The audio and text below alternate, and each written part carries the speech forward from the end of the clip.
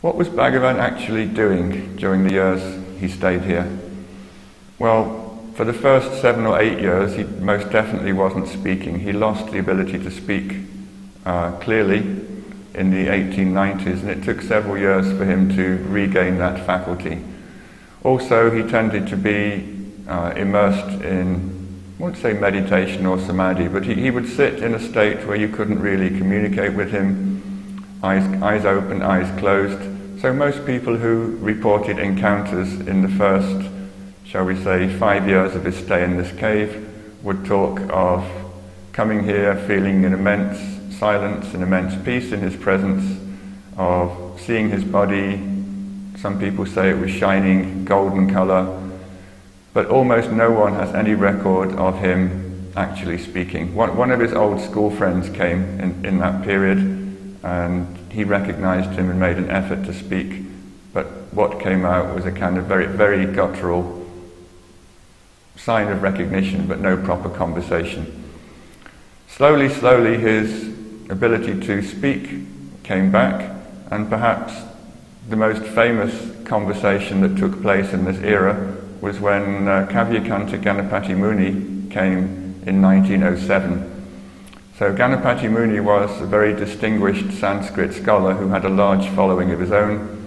He had been here in 1903 and had seen Bhagavan in this cave and was a little bit impressed, but not enough to stay on or pursue the matter any further. 4 years later, he was back in Tiruvannamalai having a crisis of self-doubt about his spiritual progress. He thought to himself, I've done all these millions of repetitions of mantras, I've done all this tapas, but I don't seem to be progressing very much. Maybe I'm doing something wrong. And at that moment he remembered this boy sitting on the hill in a kind of blissful, peaceful samadhi all the time, and thought, well, that boy seems to have discovered the secret of sadhana, maybe I should go to him and find out what it is.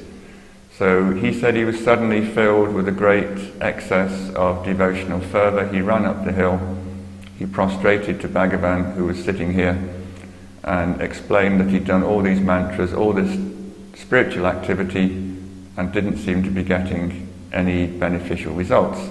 And his final question was, is my tapas tainted? Meaning, am I doing it the wrong way? Is there something else I should be doing?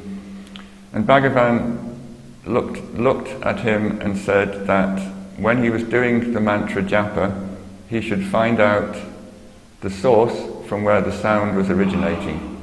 So he was saying, in effect, don't focus on the sound of the words, focus on he who is saying the sounds and find out where that japa repeater is coming from. Now, Ganapathi Muni was overwhelmed by this advice. He just thought this was the one upadesha that he needed to progress. So he prostrated to Bhagavan and declared that from henceforth this boy, who was still called Brahmana Swami, should be called Bhagavan Sri Ramana Maharishi. Maharishi means great seer, great sage. Ramana is a diminutive form of Venkataraman, his given name, and Bhagavan is a title that means Lord or God. And Ganapathi Muni had such a good reputation that having him declare this to be the new name, it immediately stuck, and for the rest of his life, this was the name by which Bhagavan was mostly known.